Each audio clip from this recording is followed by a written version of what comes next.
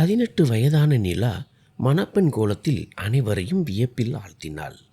அவளது முகத்தை பார்க்கும் எவரும் அவளது அழகை பாராட்டாமல் இருக்க முடியவில்லை. அவள் உண்மையிலேயே பேரழகியாக இருந்தாள். ஆனால் அவளுடைய விதி எவ்வளவு ஆழமானது என்று யாருக்கும் தெரிந்திருக்கவில்லை.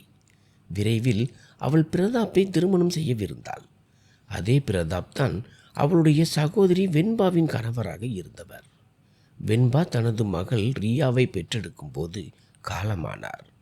இத்தகைய சூழ்நிலையில் நிலாவின் பெற்றோர்களான கமலேஷ் மற்றும் சுனிதா தங்களது இளைய மகளை 30 வயதான முன்கோபக்காரரான மற்றும் திமிர் பிடித்த பிரதாப்பிற்கு திருமணம் செய்து வைக்க முடிவு செய்தனர். உலகத்தை பற்றி இன்னும் சரியாக புரிந்து கொள்ளாத இந்த அப்பாவி பெண் ஒரு பணக்கார குடும்பத்தின் மருமகளாக போகிறாள். பிரதாப் போன்ற செல்வாக்கு மிக்க மனிதருக்கு நிலா மனைவியாவதை மக்கள் ஆச்சரியமாக பார்த்தாலும் அவளது இளம் வயதை கண்டு பலர் அவளை பரிதாபத்துடன் பார்த்தனர். பிரதாப் தீவிரமான உணர்ச்சிகளை கொண்ட முதிர்ந்த மனிதர். அவர் வெண்பாவை உயிருக்குயிராக நேசித்தார். அந்த தம்பதியினர் அனைவராலும் பாராட்டப்பட்டனர். திடீரென்று என்ன நடந்தது என்று சிலர் வியந்தனர். ஆனால் ரியாவின் பிரசவத்தின் போது வெண்பாவிற்கு கடுமையான இரத்தப்போக்கு ஏற்பட்டது. மருத்துவர்கள் கைவிட்டனர். அதிகப்படியான இரத்தப்போக்கு மற்றும் சரியான நேரத்தில் இரத்தம் கிடைக்காத காரணத்தால் அவள் அனைவரையும் கண்ணீரில் ஆழ்த்திவிட்டு சென்றாள். வெண்பா மறைந்து 1 மாதம்தான் ஆகியிருந்தது. ஆனால் பிரதாப்பின் அம்மா சாந்தி குழந்தை ரியாவின் வளர்ப்பை அவனிடம் மட்டும் விட்டுவிட விரும்பவில்லை. ரியாவுக்கு ஒரு தாயின் அன்பு கிடைக்க வேண்டும் என்று அவர் விரும்பினார். மற்றொரு பெண்ணின் குழந்தையை ஒரு உண்மையான தாயை போல எந்த பெண்ணாலும் நேசிக்க முடியாது என்று பிரதாப்புக்கு தெரியும். ஆனால் பல வற்புறுத்தலுக்கு பிறகு வெண்பாவின் தங்கை தனது மனைவியாவதற்கு அவர் ஒப்புக்கொண்டார். அவர்களுக்கு இடையே 12 வயது வித்தியாசம் இருந்தது. எனவே கமலேஷ் மற்றும் சுனிதாவும் ஆரம்பத்தில் மிகவும் தயங்கினார்கள். ஆனால் நிலா தனது அக்கா மகளுக்காக தானாகவே முன்வந்து பிரதாப்பை திருமணம் செய்து கொள்ள சம்மதித்தாள். திருமண மண்டபத்தில் அமர்ந்திருந்த நிலா மிகுந்த பதற்றத்துடன் இருந்தாள். திருமணத்தை மறுக்க வேண்டும் என்று அவள் உணர்ந்தாள். ஆனால் தனது அக்கா மகள் ரியாவுக்காக அவள் ஒரு வார்த்தை கூட பேசவில்லை. திருமணம் நடந்தது. மக்கள் ஒருவருக்கொருவர் வாழ்த்துக்களை பரிமாறிக்கொண்டனர். திருமண ஊர்வலம் மிகவும் சிறியதாகவும் எளிமையாகவும் இருந்தது. பிரதாப் தனது நெருங்கிய நண்பர்களை மட்டுமே அழைத்திருந்தார். உணவு மற்றும் பானங்கள் சிறப்பாக ஏற்பாடு செய்யப்பட்டிருந்தன. சுனிதா மீண்டும் மீண்டும் விளக்கினார். சாந்தி, என் மகள் மிகவும் அப்பாவி. எனக்கு ஒரே ஒரு வேண்டுகோள் தான். அவள் ஏதேனும் தவறு செய்தால் தயவு செய்து அவளை மன்னித்து விடுங்கள். மற்ற அனைத்தையும் நான் அவளுக்கு விளக்கியிருக்கிறேன். அவள் தன்னை விட ரியாவை அதிகமாக கவனித்துக் கொள்வாள். உங்களுக்கு புகார் சொல்ல ஒரு வாய்ப்பை கூட அவள் கொடுக்க மாட்டாள். இந்த திருமணத்தில் சுனிதாவிற்கு சிறிதும் விருப்பம் இல்லாததால் அவரது குரல் கெஞ்சுவது போல் இருந்தது. கமலேஷின் பிடிவாதம் மற்றும் நிலாவின் சம்மதத்திற்கு பிறகே அவர் ஒத்துக்கொண்டார். சாந்தி அவள் கையை பிடித்து கொண்டு, சுனிதா, கவலைப்படாதே. நிலா எங்களுக்கு செய்துள்ள இந்த மாபெரும் உதவியை நாங்கள் ஒருபோதும் மறக்க மாட்டோம். இது எல்லோராலும் செய்யக்கூடிய காரியம் அல்ல. சாந்தி உள்ளத்தால் மிகவும் தூய்மையான மற்றும் அன்பான பெண். அவர் ஏற்கனவே நிலாவை மிகவும் விரும்பியிருந்தார். இப்போது அவள் தனது மகனின் மனைவியாகிவிட்டதால் அவளுக்கு இன்னும் பிரியமானவளாக தெரிந்தாள். நிலா விடைபெற்று பிரதாப்புடன் அந்த மாளிகைக்கு சென்றாள். வழியில் சுனிதா கண்ணீரை துடைத்தபடி தனது கணவர் கமலேஷிடம், நான் சொல்கிறேன், நம் நிலா மகிழ்ச்சியாக இல்லை என்று கூறினாள். கமலேஷ் பெருமூச்சு விட்டார். அவர் மிகவும் மனவேதனையில் இருந்தார். மாளிகையில் வரவேற்பு எளிமையாக இருந்தது. 1 மாதத்திற்கு முன்புதான் இந்த வீட்டின் இளம் மருமகளான வெண்பா இறந்து விட்டார். அதுவும் பிரதாப்பிற்கு மிகவும் பிடித்தமானவள். அவர்கள் திருமணம் ஆகி 1 வருடம் கூட நிறைவடையவில்லை. ஆனால் அவர்களின் இணைப்பிற்கு இதுவே விதியாக இருந்தது. நிலா நேரடியாக பிரதாப்பின் அறைக்குள் அழைத்து செல்லப்பட்டாள். அவள் மணப்பெண் கோலத்தில் இருந்தாள். தன் கைகளில் ரியாவை ஏந்தியிருந்தாள். தன் சகோதரியின் மகள் என்று கருதாமல் ரியாவை தன் சொந்த குழந்தையைப் போலவே அவள் அணைத்திருந்தாள். ரியாவை நெருக்கமாக பிடித்தபடி நிலா மென்மையாக அவளது நெற்றியை தடவி கொடுத்தாள். அந்த சிறிய மென்மையான அழகான குழந்தை யாரையும் வசீகரிக்கும் விதமாக இருந்தாள். அப்போது சாந்தி அன்புடன் சொன்னார், மகளே, இன்று ரியாவை என்னிடம் கொடு. நாளை நான் அவளை உன்னிடம் விட்டு விடுகிறேன். அவர் ரியாவை வாங்குவதற்காக கையை நீட்டினார். நிலா உடனடியாக தன் கைகளை பின்னுக்கு இழுத்து கொண்டாள். அத்தை, பரவாயில்லை, நான் பார்த்து கொள்கிறேன். எந்த சூழ்நிலையிலும் ரியாவை தன்னிடமிருந்து பிரிக்க அவள் விரும்பவில்லை. சாந்தி மென்மையாக விளக்கினார். பரவாயில்லை கண்ணே, ஆனால் இன்று உனது முதலிரவு. உன் முதலிரவில் நீ மட்டும் தனியாக இருப்பது தான் சரியானது. நிலா அவரை இடைமறித்தார். இல்லை அத்தை, நான் இங்கு வந்ததே ரியாவுக்காகத்தான். அவள் இப்போதே என்னுடன் இருக்க வேண்டும் என்று நான் விரும்புகிறேன். தயவு செய்து மறுக்காதீர்கள். அவளது கண்களில் இருந்த பிடிவாதத்தை பார்த்த சாந்தி மென்மையாக சொன்னார். சரி, நீ சொல்வதற்கெல்லாம் நான் சம்மதிக்கிறேன். ஆனால் இன்றிரவு மட்டும் அவளை என்னிடம் கொடு. நீ போய் கொஞ்சம் ஓய்வெடு. உனது உடைகளும் நகைகளும் உள்ளே அறையில் உள்ளன. போய் பார். வெண்பாவின் பொருட்களும் அங்கேதான் இருக்கின்றன. ஆனால் வெண்பா பயன்படுத்திய பழைய பொருட்களை உனக்கு கொடுப்பது போல நீ உணரக்கூடாது என்பதற்காக நான் உனக்காக எல்லாவற்றையும் புதியதாக வாங்கியிருக்கிறேன். ரியாவை தன் கைகளில் வாங்கியபடி சாந்தி அதை தெளிவுபடுத்தினார். அவர்களின் உள்ளங்கள் மகிழ்ச்சியால் நிறைந்திருந்தன. அங்கே பல உரையாடல்கள் நடந்து கொண்டிருந்தன. இந்த பகிர்வு பொருட்களை பற்றியது, மனிதர்களை பற்றியது அல்ல. ஆனால் அவர்களால் இதை தன் மனதிற்குள் மட்டுமே சொல்ல முடிந்தது. வெளியே சொல்ல முடியவில்லை. அவர் ரியாவுடன் வெளியே சென்றார்.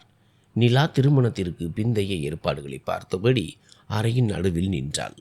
1 மாதத்திற்கு முன்பு வரை இந்த அறை அவளது சகோதரிக்கு சொந்தமானதாக இருந்தது. வெண்பாவின் திருமணத்திற்கு பிறகு அவள் ஒரே ஒரு முறைதான் இந்த மாளிகைக்கு வந்திருந்தாள். அப்போது அவள் இந்த அறையில் ஒரு விருந்தினராக இருந்தாள். ஆனால் இன்று அதே அறை அவளுடையதாகிவிட்டது. திடீரென்று அவளது நெற்றியில் வியர்வை அரும்பியது. ஏதோ ஒரு காரணத்திற்காக அவளது சகோதரியின் நினைவுகள் அவள் கண்முன்னே உயிர் பெற்றன. வெண்பா சிரித்து கொண்டே சொன்ன அந்த நாள் அவளுக்கு நினைவுக்கு வந்தது. நிலா, நீ என்னை எப்படி வரைந்திருக்கிறாய் என்று காட்டு. நிலா 3 மணி நேரமாக தொடர்ந்து வெண்பாவை வரைந்து கொண்டிருந்தாள். நிலாவிற்கு சிறு வயதில் இருந்தே ஓவியம் வரைவதில் மிகுந்த ஆர்வம் உண்டு. எதையுமே நேரில் பார்ப்பது போன்றே அவளால் கேன்வாஸில் கொண்டு வர முடியும். வெண்பா அவளுக்கு பிடித்தமான மாடல். அன்று வெண்பாவின் மகிழ்ச்சிக்காக அவள் ஒரு அழகான ஓவியத்தை வரைந்திருந்தாள். இன்னும் கொஞ்சம் தான் பாக்கியிருக்கிறது, சற்றும் நகர வேண்டாம் என்று நிலா சிரித்து கொண்டே சொல்லி வெண்பாவை மீண்டும் பழைய இடத்திலேயே அமர வைத்தாள். வெண்பா பொய்க்கோபம் காட்டி தன் கழுத்தில் கை வைத்தபடி சொன்னாள், நிலா, நீ கடந்த 3 மணி நேரமாக என்னை இங்கே உட்கார வைத்திருக்கிறாய். என் முதுகு வலிக்க ஆரம்பித்து விட்டது. முடிந்து விட்டதா? இப்போது நிலா மகிழ்ச்சியில் துள்ளி குதித்து அந்த ஓவியத்தை வெண்பாவின் முன்னால் வைத்தாள். அந்த ஓவியத்தை பார்த்ததும் வெண்பாவின் மூச்சே நின்று விட்டது போல் இருந்தது. அந்த படத்தில் இருந்து அவள் வெளியே வருவது போலவே அது இருந்தது. கண்களில் இருந்த அந்த மின்னல், உதடுகளில் இருந்த லேசான புன்னகை, முகத்தில் இருந்த அதே அப்பாவித்தனம் என அனைத்தும் அப்படியே இருந்தன. நிலா, உன் கைகளில் உண்மையிலேயே ஏதோ மந்திரம் இருக்கிறது. இதை எப்படி செய்தாய் என்று வெண்பா ஆச்சரியத்துடன் அந்த ஓவியத்தை கையில் ஏந்தி கேட்டாள். நிலாவின் கண்கள் பிரகாசித்தன. உனக்கு இது பிடித்திருக்கிறதா? வெண்பா உற்சாகமாக சொன்னாள். நிச்சயமாக நிலா, இது அற்புதமாக இருக்கிறது. மிகவும் அழகாக இருக்கிறது. இந்த அறையில் இருந்த அனைத்தையும் அவள் நினைவு கூர்ந்த போது அன்று நிலாவின் முகத்தில் இருந்த அதே புன்னகை இன்றும் இருந்தது. ஒரே வித்தியாசம் என்னவென்றால், அன்று அவளது கைவண்ணத்தில் உருவான ஓவியம் அவள் முன்னால் இருந்தது. இன்று வெண்பா மற்றும் அவளது குட்டி ரியாவின் நினைவுகள் அவளது மடியின் கதகதப்பை போல இதயத்தில் துடித்தன. நீ ஒரு சிறந்த கலைஞர் நிலா. நீ எனது மற்றொரு விருப்பத்தையும் நிறைவேற்ற வேண்டும்.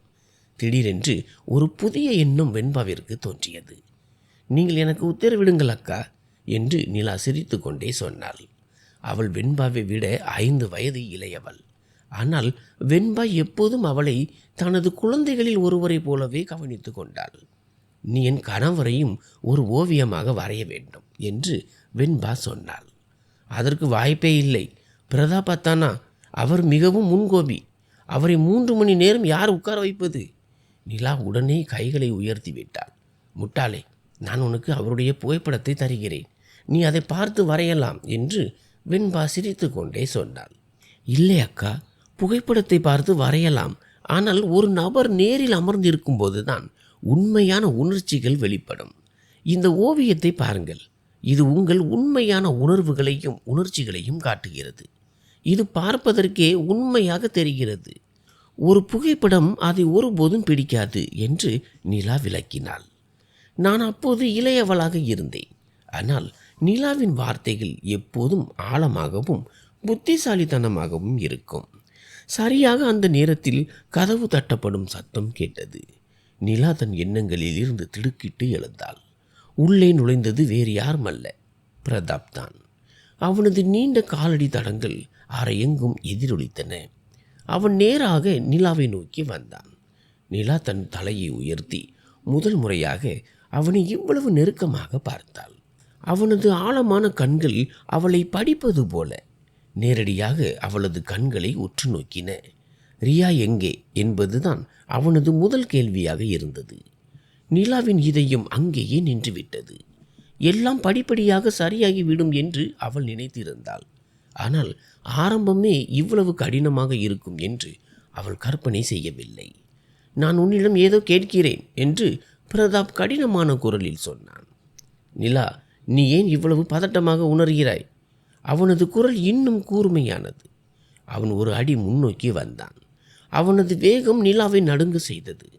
நிலா பயத்தில் பின்வாங்கினாள். அவனது பார்வை அவளது இதயத்திற்குள் ஊடுருவது போல் இருந்தது. நீ என்ன நினைக்கிறாய்? இன்றிரவு என்ன நடக்கும் என்று நினைக்கிறாய்? அவனது கேள்வியின் தொனியில் கோபமும் சொல்லப்படாத ஒரு அசௌகரியமும் தெரிந்தது. நிலா தன் கால்களுக்கு அடியில் இருந்த தரை நழுவுவது போல உணர்ந்தாள். பூமி பிளந்து தன்னை அப்படியே விழுங்கி கொள்ளாதா என்று அவள் உண்மையாகவே ஏங்கினாள். இப்போது அவன் அவளை நேரடியாக ஏளனம் செய்ய தொடங்கினான். நிலாவின் கண்கள் கண்ணீரால் நிறைந்தன. என் முன்னால் கண்ணீர் சிந்த வேண்டிய அவசியம் இல்லை. நீ ரியாவுக்காகத்தான் இந்த மாளிகைக்கு வந்தாய். நீ அதில் மட்டும் கவனம் செலுத்துவது நல்லது. தேவையில்லாத எதிர்பார்ப்புகள் எதையும் வளர்த்து கொள்ள வேண்டிய அவசியம் இல்லை என்று அவன் அவளை கடுமையாக கண்டித்தான். நிலா மென்மையான ஆனால் உறுதியான குரலில் சொன்னாள். அத்தையிடம் சொல்லி ரியாவை என்னிடம் கொடுக்க சொல்லுங்கள். ரியாவின் தாயாகத்தான் நான் இங்கு அழைத்து வரப்பட்டேன் என்பது எனக்கு தெரியும். அதை தவிர என்னால் வேறு எதையும் செய்ய முடியாது. இந்த வார்த்தைகள் அவள் உதடுகளில் இருந்து வருவதை கேட்டு அவன் ஒரு கணம் நின்றான். நீ எல்லை மீறி போகிறாய். எது எப்படியோ ரியாவிடமிருந்து எனக்கு எந்த புகாரும் வரக்கூடாது. அவன் தன் கை கடிகாரத்தை கழற்றி மேஜை மீது வைத்தான். அவளை புறக்கணிக்க முயன்றான். நிலா ஒரு நீண்ட மூச்சை இழுத்துவிட்டு தனது அலங்கார அறைக்கு சென்றாள். அங்கே அவளுக்கு எல்லாமே புதியதாக இருந்தது. எல்லாமே அறிமுகமில்லாததாக இருந்தது. ஆனால் வெண்பாவின் உடைகளும் அங்கேயே வைக்கப்பட்டிருந்தன. நிலாவும் வெண்பாவும் உயரமானவர்கள். ஆனால் இருவரின் உடல் அமைப்பும் முற்றிலும் வேறானவை. எந்த உடையை அணிவது என்பதில் அவள் குழப்பமடைந்தாள். இறுதியில் அவள் வெண்பாவின் சுடிதார் ஒன்றை எடுத்து அணிந்து பார்த்தாள். பிரதாப் ஒரு பெட்டியை திறந்தபடி நின்றிருந்தான். நீ மிகவும் அழகாக இருக்கிறாய். இந்த வார்த்தைகள் திடீரென்று அவன் மனதில் எதிரொலித்தன. அன்று அவர்களது திருமணத்தின் முதல் இரவில் அவர்கள் நெருக்கமான போது வெண்பா நாணமடைந்தாள். பிரதாப் அவளுடைய பரிசாக வைர நெக்லஸ் ஒன்றையும் குடும்பத்திற்கு சொந்தமான நகை செட்டு ஒன்றையும் கொடுத்தான். அதே நெக்லஸை அவன் அவளுக்காகவே பார்த்து பார்த்து வாங்கியிருந்தான். இன்று அதே நெக்லஸ் மீண்டும் அவனிடமே வந்துவிட்டது. அதை பார்த்ததும் அவன் உள்ளுக்குள் உடைந்து போனான். வெண்பாவின் நினைவுகளிலிருந்து எப்படி விடுபடுவது என்று அவனுக்கு புரியவில்லை. நிலாவிற்கு அவளுக்கு உரிய தகுதியை அவனால் கொடுக்க முடியவில்லை. அவனால் எப்படி முடியும்? வெண்பா அவனது எல்லாமாகவும் இருந்தாள். அவன் எவ்வளவோ கனவுகள் கண்டிருந்தான். தங்கள் மகள் ரியாவுக்காகவும் தங்கள் வீட்டிற்காகவும் அவர்கள் செய்த அனைத்தும் சிதறி போயின. மரணம் எந்த எச்சரிக்கையும் இன்றி வருவதில்லை. பொருட்கள் 100 ஆண்டுகள் நிலைக்கும். ஆனால் மனித வாழ்வு ஒரு நொடி கூட நிலைப்பதில்லை. நான் எங்கே படுக்க வேண்டும் என்று சொல்லுங்கள். திடீரென்று அவனுக்கு பின்னால் இருந்து ஒரு குரல் கேட்டது. அவன் சுய நினைவுக்கு வருவது போல் தோன்றியது. அந்த நகைப்பெட்டியை மூடிவிட்டு நிலாவை நோக்கி திரும்பினான். இன்று மட்டும் இந்த அறையில் தூங்கு, நாளையிலிருந்து ரியாவின் அறையில் தூங்கு என்று அவளை சரியாக பார்க்காமலேயே சொன்னான். அவனது குரலில் சோர்வும் சோகமும் நிறைந்திருந்தது. அழுது அழுது நிலாவின் கண்கள் வீங்கியிருந்தன. அவளுக்கு ஒரு தனித்துவமான சாம்பல் நிற கண்கள் இருந்தன. அவள் அழும்போது அவை பச்சை மற்றும் லேசான சிவப்பு நிறமாக மாறும். அவள் சிரிக்கும்போது பொன்னிறமாகவும் லேசான சிவப்பு ஒளியுடனும் அழகாக தோன்றும்.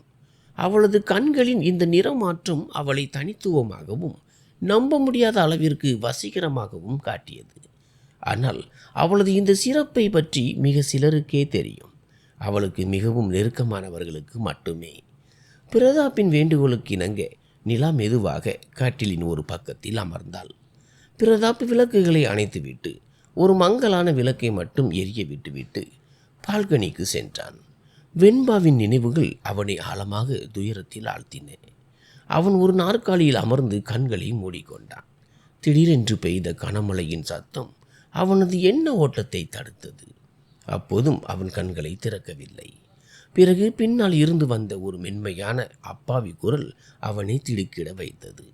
அப்போதும் அவன் கண்களை திறக்காததால் நிலா அவனுக்கு மிக அருகில் வந்து அவனது கையை பிடித்து கொண்டு, உள்ளே வாருங்கள், மழை மிகவும் பலமாக பெய்கிறது, நீங்கள் முற்றிலும் நனைந்து விட்டீர்கள், உங்களுக்கு உடல்நிலை சரியில்லாமல் போய்விடும் என்றாள். அவள் இதை கூறும்போது அவளும் மழையில் முழுவதுமாக நனைந்திருந்தாள். பிரதாப் அவளை சில நொடிகள் எதையோ இழந்தவனை போன்ற கண்களுடன் பார்த்து கொண்டிருந்தான். அவனது நடத்தை கண்டு பயந்து நிலா பின்வாங்க தொடங்கினாள். அப்போது திடீரென்று அவன் எழுந்து அவளது மணிக்கட்டை பிடித்து தன்பால் இழுத்து கோபமாக சொன்னான். உனக்கு என்ன வேண்டும்? ஏன் எனக்கு அருகில் வருகிறாய்? தள்ளியே இரு, இல்லை என்றால். அவனது குரல் கோபத்தில் நடுங்கியது. விடுங்கள், என்னை விடுங்கள் என்று நிலா பீதியடைந்த குரலில் கத்தினாள். அவனிடமிருந்து விடுபட போராடினாள். பிரதாப் அவளை உதறி தள்ளினான். அவள் நிலை தடுமாறி பால்கனி கைப்பிடியில் மோதி நேராக கீழே விழப்போனாள். சரியாக அந்த நேரத்தில் பிரதாப் அவளது கையை பற்றினான். நிலா அந்தரத்தில் தொங்கிக் கொண்டிருந்தாள். கனமழையினால் அவளது மணிக்கட்டு அவன் கையில் இருந்து நழுவி கொண்டிருந்தது. நிலா பயத்தில் அலறினாள். ஆனால் பிரதாப் தன் பற்களை கடித்தபடி, பயப்படாதே, உன்னை விழவிட மாட்டேன் என்றான். அவன் அவளுக்கு ஆறுதல் சொல்கிறானா அல்லது தனக்கு தானே சொல்லிக் கொள்கிறானா என்று அவனுக்கே தெரியவில்லை.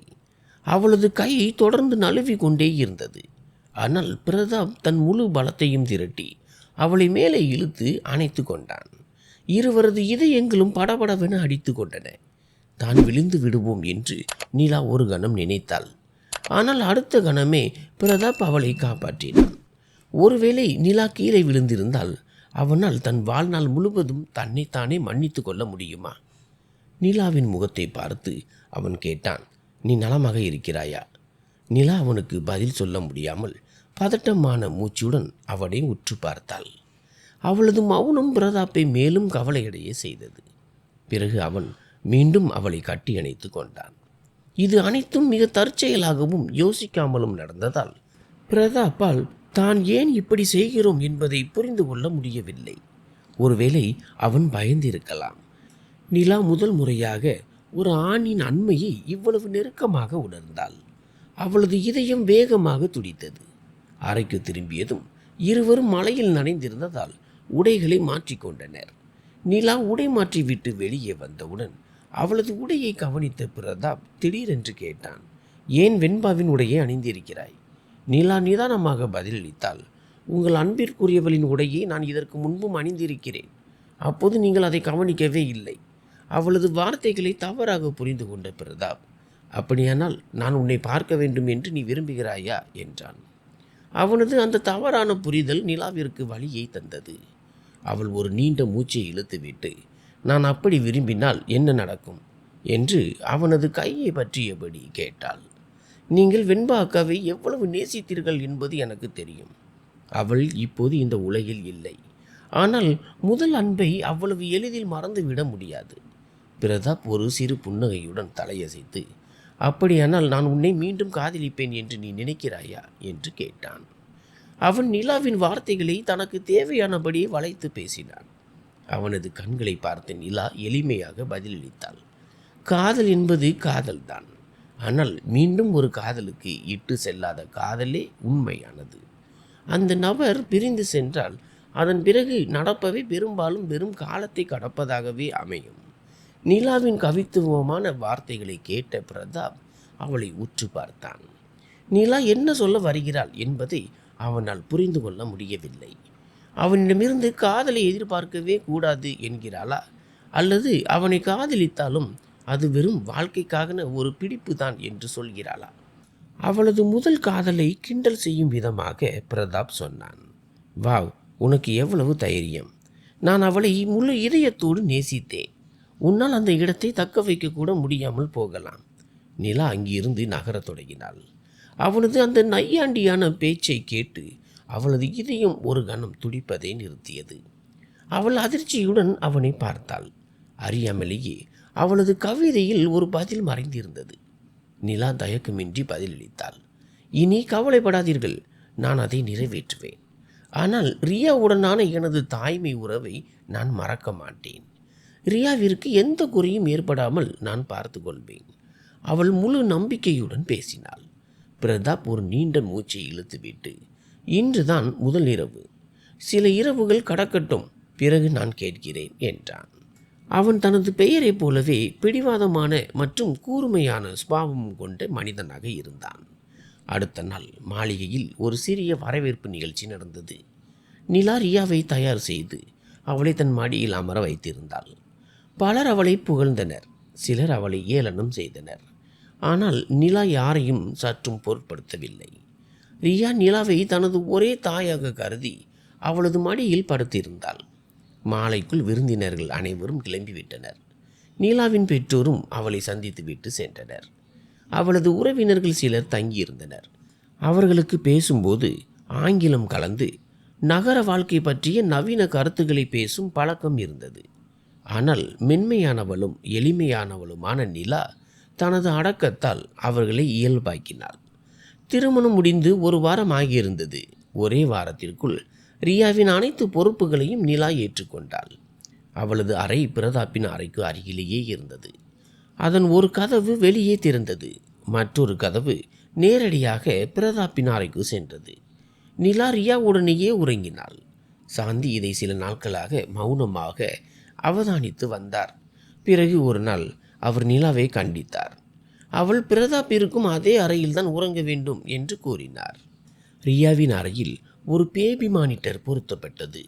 நிலா வெறும் ரியாவின் தாயாக மட்டுமே மாறி தனது மகனின் மனைவி என்ற நிலையை முற்றிலும் மறந்து விடுவதை சாந்தி விரும்பவில்லை. நிலா ஒரு இளம் மற்றும் அழகான பெண். சாந்தி அவளை தனது மருமகளாக வீட்டிற்கு அழைத்து வந்தது வெறும் தாய்மை பொறுப்புகளை நிறைவேற்றுவதற்கு மட்டுமல்ல. அவர் நிலாவிடம் தெளிவாக கூறினார், பிரதாப்பிற்கு சிறிது காலம் கொடு. அவன் உன் கணவன், நீ அவனுடன் நெருக்கமாக வேண்டும்.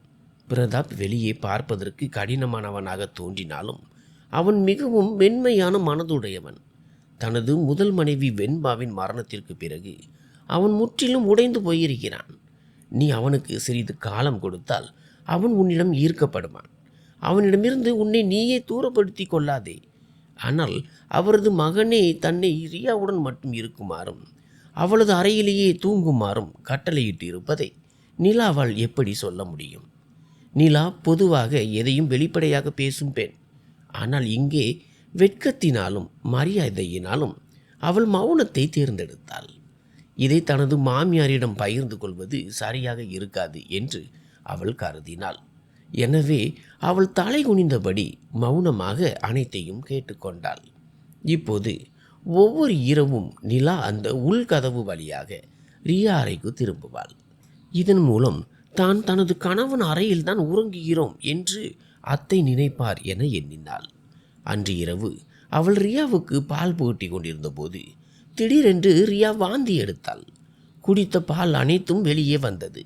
ஐயோ என் செல்லமே, உனக்கு என்ன ஆச்சு? நிலாவின் கைகளும் கால்களும் நடுங்கின. ஆனால் ரியா மீண்டும் மீண்டும் வாந்தி எடுத்தாள். நிலாவுக்கு என்ன செய்வது என்று தெரியவில்லை. பிரதாப், பிரதாப் என்று அவள் சத்தமாக அழைத்தாள். அவன் அருகில் எங்காவது இருப்பான் என்று அவள் நினைத்தாள். ஏனென்றால் அவன் எப்போது வந்தாலும் தனது மகளை ஒரு முறை பார்க்காமல் செல்ல மாட்டான். அவள் தூங்கி கொண்டிருந்தால் அவளது நெற்றியை மென்மையாக தடவி விட்டு செல்வான். அவள் விழித்திருந்தால் அவளை அமைதியாக பார்த்து கொண்டிருப்பான். ஆனால் அவளை கவனித்துக் கொள்வதில் நிலாவிடமிருந்து ஒரு சிறிய அலட்சியத்தை கூட அவனால் பொறுத்து கொள்ள முடியாது. நிலா பீதியடைந்து அழத் தொடங்கினாள். அவள் ரியாவை தன் கைகளில் ஏந்தி கொண்டாள். உள்கதவை திறந்து பிரதாப்பை அழைத்தாள். பிரதாப் அப்போதுதான் ஒரு சால்வையுடன் அறையை விட்டு வெளியே வந்திருந்தான். நிலாவின் பதற்றமான குரலை கேட்டு அவன் உடனடியாக அவள் பக்கம் திரும்பினான். என்ன ஆச்சு என்று கேட்டான். நிலா நடுங்கியபடியே சொன்னாள், ரியாவிற்கு என்ன ஆச்சு என்று பாருங்கள். அவள் கண்களை திறக்கவில்லை, தொடர்ந்து வாந்தி எடுக்கிறாள். அவள் ஏற்கனவே ரியாவை அவனை நோக்கி நீட்டியிருந்தாள். அவளது தோள்களும் உடைகளும் முற்றிலும் அழுக்காகியிருந்தன. ரியாவின் வாந்தியால் நிலாவின் உடைகளும் பாழாகியிருந்தன. ஆனால் நிலா தனது நிலையை பற்றி சற்றும் கவலைப்படவில்லை. அவளது கவலையான பார்வை ரியா மீதே நிலைத்திருந்தது. அவன் ரியாவை தன் கைகளில் வாங்கி கொண்டான். அவள் கண்கள் மூடியிருந்தன. அவளுக்கு என்ன ஆச்சு என்று நிலா கதறினாள். பிரதாப் ரியாவின் மேலாடைகளை அகற்றிவிட்டு பக்கத்தில் வைத்தான். சுத்தமான உடைகளை கொண்டு வா என்று அவன் கட்டளையிட நிலா விரைவாக உடைகளை கொண்டு வந்தாள். பிரதாப் ரியாவிற்கு தானே உடை மாற்றி கொண்டிருந்தான். அது அவனுக்கு அவ்வளவு எளிதானதாக இருக்கவில்லை. என்னை மாற்ற விடுங்கள், உங்கள் நிலையை பாருங்கள், போய் உடையை மாற்றிக்கொள்ளுங்கள் என்று நிலா குறுக்கிட முயன்றாள். ஆனால் அவன் அவளை ஒரு பார்வை பார்த்துவிட்டு தன் உதட்டை கடித்து கொண்டான். ரியாவை தனது நெஞ்சோடு அணைத்தபடி அவளது இதய துடிப்பை சோதித்தான். அது சரியாகவே இருந்தது. வாந்தி எடுத்ததால் அவள் சோர்வாக இருந்தாள். அதனால் தான் கண்களை திறக்கவில்லை. தனது தந்தையின் அணைப்பில் ரியா லேசாக அசைந்தாள். பிரதாப் லேசாக புன்னகைத்தான். அவள் ஏன் இன்னும் கண்களை திறக்கவில்லை? நிலா கவலையுடன் புருவங்களை சுருக்கியபடி ரியாவை பார்த்து கொண்டு நின்றாள். நீ அவளுக்கு என்ன கொடுத்தாய்? மருத்துவர் சொன்ன அதே பாலைத்தான் கொடுக்கிறாயா? சாந்தியும் அதையத்தான் சொல்லியிருந்தார். அவள் இப்போது பரவாயில்லையா? அவளை என்னிடம் இருக்க விடு. காலையில் நான் அவளை மருத்துவரிடம் அழைத்து செல்கிறேன். ஒருவேளை அவளது பாலை மாற்ற வேண்டியிருக்கலாம் என்று தனது மகளை அணைத்தபடி அறையில் அங்கும் இங்கும் நடந்தான். அவனது வார்த்தைகளை கேட்டு நிலா ஒரு கணம் உறைந்து போனாள். என்ன ஆச்சு? ஏன் அப்படியே இருக்கிறாய் என்று அவன் அவளிடம் திரும்பி கேட்டான். நான் அவளை பார்த்து கொள்கிறேன். ரியா இப்போது நலமாக இருக்கிறாளா? இன்று அவளை பற்றி நான் ஏன் இவ்வளவு கவலைப்படுகிறேன் என்று எனக்கு தெரியவில்லை. நிலா, முதலில் நீ போய் உன் உடைகளை மாற்று. இந்த முறை அவனது குரலில் ஒரு சிறிய அதிகாரம் இருந்தது. எனவே நிலா அமைதியாக திரும்பி அலங்கார அறைக்கு சென்றாள். ஆனால் அங்கே சென்றதும் அவள் உறைந்து போனாள். வெண்பாவின் உடைகள் அனைத்தும் அங்கிருந்து அகற்றப்பட்டிருந்தன. கடந்த ஒரு வாரமாக அவள் வெண்பாவின் உடைகளையே அணிந்து வந்தாள். அவளிடம் யாரும் எதுவும் தவறாக சொல்லவில்லை. ஆனால் இன்று திடீரென்று வெண்பாவின் பொருட்கள் எதுவும் அங்கே இல்லை. அவளது பார்வை புதிய உடைகளின் மீது விழுந்தது. அவை ஒவ்வொன்றும் ஒன்றையொன்று மிஞ்சும் அழகோடும் சரியாக அவளது அளவிலும் இருந்தன. அவளுக்கு என்ன செய்வதென்று தெரியவில்லை. இந்த ஒரு வார காலத்தில் அவள் அந்த புதிய உடைகளை தொட்டு கூட பார்த்ததில்லை. வெண்பாவின் அனைத்தையும் அவள் மிகுந்த மரியாதையுடனேயே பயன்படுத்தி வந்தாள். ஆனால் இப்போது பிரதாப்பிடம் கேள்வி கேட்கும் நிலையில் அவள் இல்லை. எனவே அவள் அமைதியாக ஒரு புதிய உடையை எடுத்துக்கொண்டு குளியலறைக்கு சென்று கதவை பூட்டி கொண்டாள். அவள் குளித்துவிட்டு வெளியே வந்தபோது அவளது ஈரமான தலைமுடி ஒரு பக்கமாக ஒதுக்கப்பட்டிருந்தது. அவள் பிரதாப்பின் கைகளில் இருந்த ரியாவை வாங்க முயன்றாள். ரியா தன் கைகளில் இருந்தாலன்றி நிலாவிற்கு நிம்மதி கிடைக்காது. அவளது வருகையையும் அவள் நலமாக இருப்பதையும் உணர்ந்த நிலா ஒரு நீண்ட மூச்சை இழுத்துவிட்டு, நான் அவளை அறைக்கு அழைத்து செல்கிறேன் என்று பிரதாப்பின் கண்களை பார்க்காமல் மெதுவாக சொன்னாள். அவன் உடனடியாக அவளை தடுத்தான். வேண்டாம், அவள் இங்கேயே இருக்கட்டும், அவளை கட்டிலேயே படுக்கவை என்று சொல்லியபடி ரியாவின் தலைமுடியை கோதிவிட்டான். ஆனால் இரவில் அவள் விழித்தால் உங்களை தொந்தரவு செய்வாளே என்று நிலா பதற்றத்துடன் கேட்டாள். எந்த நோய்க்காக நீ சிகிச்சை அளிக்கிறாய் என்று கேட்டபடி அவளது உடைகளை எடுத்துக்கொண்டு அவளை நோக்கி திரும்பினான். இதை கேட்ட நிலா சிந்தனையில் ஆழ்ந்தபடி அவனை உற்று பார்த்தாள். இங்கேயே தூங்கு, இந்த கட்டில் போதுமான அளவு பெரியதுதான் என்று அவன் சாதாரணமாக கூறிவிட்டு நிறுத்தினான். ஏனென்றால் அவனது சாம்பல் நிற கண்கள் நிலாவின் கண்களை சந்தித்த அடுத்த நொடி அவனது இதயம் ஒரு கணம் துடிப்பதை நிறுத்தியது. ஏதோ ஒரு காரணத்திற்காக நிலாவின் கண்களில் ஒரு விசித்திரமான ஈர்ப்பு இருப்பதை அவன் உணர்ந்தான். அது அவனை தன்பால் இழுத்தது. தான் அந்த ஈர்ப்பில் அடித்து செல்லப்பட்டு விடுவோமோ என்று பிரதாப் அடிக்கடி பயப்படுவான். தனது அப்பாவித்தனமான கண்களை கொண்ட இந்த 18 வயது பெண்ணுக்கு 30 வயது முதிர்ந்த ஒரு ஆணின் கண்டிப்பையும் பிடிவாதத்தையும் உடைக்கும் வலிமை இருந்தது. நீங்கள் இப்போது நிஜமாகத்தான் சொல்கிறீர்களா என்று நிலா கேட்க, பிரதாப் தனது கண்களை சுருக்கி பார்த்தான். இதில் யோசிப்பதற்கு என்ன இருக்கிறது? ரியா என் மகள். அவளுக்கு என் மீதும் இந்த அறையின் மீதும் இதில் உள்ள அனைத்தின் மீதும் உரிமை இருக்கிறது. அவன் ஒவ்வொரு வார்த்தையையும் அழுத்தி சொன்னபடி அவளை நெருங்கினான். ஆம், ஆனால் நிலாவிற்கு அல்ல. நிலா இன்னும் ஒரு குழந்தையை போன்றவள். அவள் தனது பார்வையை தாழ்த்தி கொண்டாள். அவனிடம் பதில் ஏதும் இல்லை. போய் தூங்கு, நேரமாகிவிட்டது. அவன் அலமாரிக்கு சென்று ஒரு புத்தகத்தை எடுத்துக்கொண்டு சோபாவில் அமர்ந்தான். நிலா கவனமாக ரியாவை நடுவில் படுக்க வைத்தாள். அவள் மறுபுறம் படுத்து கொண்டாள். ஆனால் அவளது கண்களில் உறக்கம் இல்லை. அங்கே படுத்திருந்த போது அவளது பார்வை ரியாவில் இருந்து எதிரே அமர்ந்து புத்தகத்தை ஆழ்ந்து படித்து கொண்டிருந்த அந்த மனிதன் மீது திரும்பியது. மெதுவாக அவள் அவனது முகத்தோற்றத்தை கூர்ந்து கவனிக்க தொடங்கினாள். அவளது சகோதரி வெண்பா அடிக்கடி தனது கணவரை புகழ்வாள். திருமணத்திற்கு முன்பு நிலா ஒருபோதும் பிரதாப்பிடம் நேரடியாக பேசியதில்லை. அவன் தனது சகோதரியின் கணவர். மேலும் அவர்களது குடும்பத்தில் ஆண்களுடன் வெளிப்படையாக பேசுவது முறையற்றதாக கருதப்பட்டது. வெண்பாவின் வார்த்தைகளை கேட்டபோது பல முறை அவனது முகத்தை நெருங்கி பார்க்க வேண்டும் என்று நிலாவிற்கு தோன்றியதுண்டு. இன்று முதல் முறையாக அவள் அவனை உண்மையாக பார்த்து கொண்டிருந்தாள். அவனது பார்வை அவள் மீது விழுந்ததும் அவள் திடுக்கிட்டாள். நிலா உடனடியாக கண்களை மூடிக்கொண்டு தூங்குவது போல நடித்தாள். ஆனால் பிரதாப் போன்ற ஒரு கூர்மையான மனிதனுக்கு இத்தகைய ஒளிவு மறைவு தெரியாமல் போகுமா? அவனது இதழ்களில் ஒரு மெல்லிய புன்னகை அரும்பியது. புத்தகத்தை படிப்பதற்கு பதிலாக கட்டிலில் நிம்மதியாக படுத்திருக்கும் அந்த இருவரையும் அவன் பார்க்க தொடங்கினான். அவன் புத்தகத்தை மூடிவிட்டு தனது தலையை சோபாவில் சாய்த்து கொண்டு ஒரு பெருமூச்சு விட்டான். வெண்பா, நீ போய்விட்டாய். ஆனால் என் வாழ்க்கையில் 2 உயிர்களை விட்டு சென்றுள்ளாய். எனக்கு எவ்வளவு பொறுப்பு இருக்கிறது என்று எனக்கு தெரியவில்லை. என்னால் அதை நிறைவேற்ற முடியுமா என்று பிரதாப் வியந்து கண்களை மூடிக்கொண்டான். உறக்கம் அவனை எப்போது தழுவியது என்பது அவனுக்கே தெரியவில்லை. நிலா மெதுவாக கண்களை திறந்து தனது ஓரக்கண்ணால் அவனை பார்த்தாள். அவன் தூங்கிக் கொண்டிருந்தான். அறையில் மங்கலான வெளிச்சம் இருந்தது. விளக்கொளியில் அவனது முகத்தின் பாதி தெளிவாக தெரிந்தது. நிலாவின் பார்வை அவன் மீதே நிலைத்திருந்தது. இருவருமே அறியாமல் ஒருவரை ஒருவர் ஈர்க்கப்பட்டனர். ஆனால் அதை ஏற்க எவரும் தயாராக இல்லை.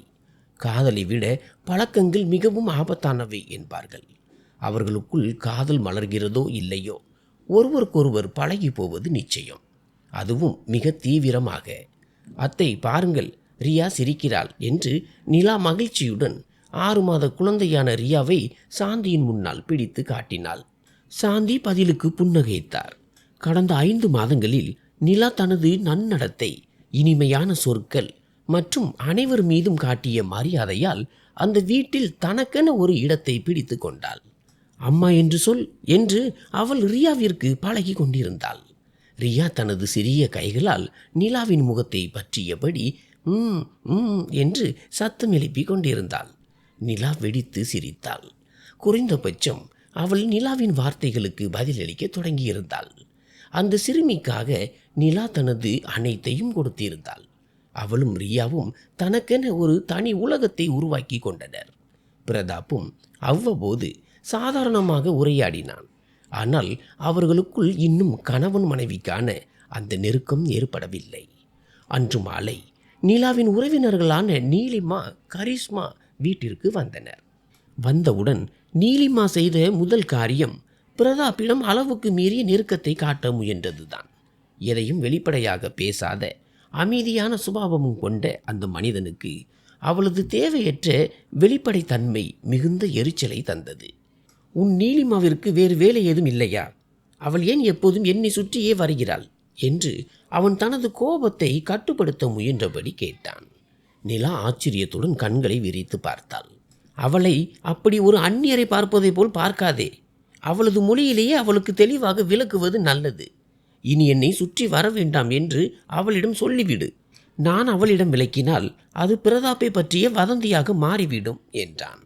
தன் மனைவியின் உறவினர்களுக்கு பிரதாப் மதிப்பளிக்கவில்லை என்று பேசத் தொடங்கி விடுவார்கள் என்று நிலா கூறினாள். சற்று எரிச்சலடைந்த பிரதாப், நானே அவளுக்கு விளக்குகிறேன் என்றான். நிலா சட்டென்று அதுவே நல்லது என்று பதிலளித்தாள். அவன் முகத்தை சுளித்தபடி குளியல் அறைக்குள் சென்றான். சரியாக அந்த நேரத்தில் நீலிமா அறைக்குள் நுழைந்தாள். ஏய் அத்தான் எங்கே? அவருக்கு ஜூஸ் கொண்டு வந்திருக்கிறேன் என்று கையில் ஒரு கிளாஸ் ஜூஸை வைத்திருந்தாள். ஏன், ஏதாவது வேலையா? நிலாவின் குரல் இப்போது மாறியிருந்தது. நீலிமாவின் குறும்புகளை இதுவரை நிலா கண்டுகொள்ளாமல் இருந்தாள். ஆனால் இப்போது அதை பொறுத்து கொள்வது கடினமாக இருந்தது. நிலா, அவர் சோர்வாக இருப்பார், அதான் அவருக்கு இதை கொடுக்கலாம் என்று வந்தேன் என்று நீலிமா சாதாரணமாக சொன்னாள். நீ ஏன் இவ்வளவு கவலைப்படுகிறாய்? விடு, வேலைக்காரி இருக்கிறாள், அவள் பார்த்து கொள்வாள். நிலாவின் வார்த்தைகளை கேட்டதும் நீலிமாவின் முகம் சிவந்தது. வேலைக்காரியா? நிலா, உனக்கு என்ன தெரியும்? சில வேலைகள் வேலைக்காரிகளுக்கானவை அல்ல. சிலவற்றை நாமே செய்ய வேண்டும். அப்போதுதான் ஒருவரது இதயத்தில் இடம் பிடிக்க முடியும். நீலிமாவிடம் நிலா நியாயம் கேட்கும் விதமாக, சரி, நீ யாருடைய இதயத்தில் இடம் பிடிக்க முயற்சிக்கிறாய் என்று புருவத்தை சுருக்கி கேட்டாள். எனக்கு ஏன் ஒரு இடம் தேவை என்று நீலிமா தனது பார்வையை தவிர்த்தபடி பதட்டமாக சொன்னாள். நான் நீலிமா, எனக்கு ஒரு இடத்தை பிடிக்க தேவையில்லை. மக்களின் இதயங்களில் எனக்கு தானாகவே இடம் கிடைத்துவிடும் என்றாள். சரி, இந்த ஜூஸை இங்கே வை, அவர் வெளியே வரும்போது என்று நிலா பேசி முடிப்பதற்குள் குளித்து கொண்டிருக்கிறாரா என்று நீலிமா திடீரென குறுக்கிட்டாள். நிலாவின் வார்த்தைகள் அவளுக்கு மிகுந்த கோபத்தை அளித்தன. அவள் பிரதாப்பிற்காக ஒரு அழகான உடையை தேர்ந்தெடுத்தாள். அவருக்கு எல்லா நிறங்களும் பொருத்தமாக இருக்கும். ஆனால் இன்று அவர் நீல நிற உடை அணிந்தால் இன்னும் அழகாக இருப்பார். ஒரு நிமிடத்தில் அதை எடுத்து தருகிறேன் என்று அலமாரியை நோக்கி சென்றாள். சரியாக அந்த நேரத்தில் பிரதாப் குளியலறையிலிருந்து வெளியே வந்தான். அவன் தனது தலைமுடியை துண்டால் துடைப்பதை பார்த்தபடி நீலிமா அங்கேயே உறைந்து நின்றாள். அவளது பார்வையில் இருந்த துணிச்சலை கண்டு பிரதாப் கோபத்துடன் நிலாவை பார்த்தான். நிலா உடனடியாக தனது பார்வையை திருப்பிக் கொண்டாள்.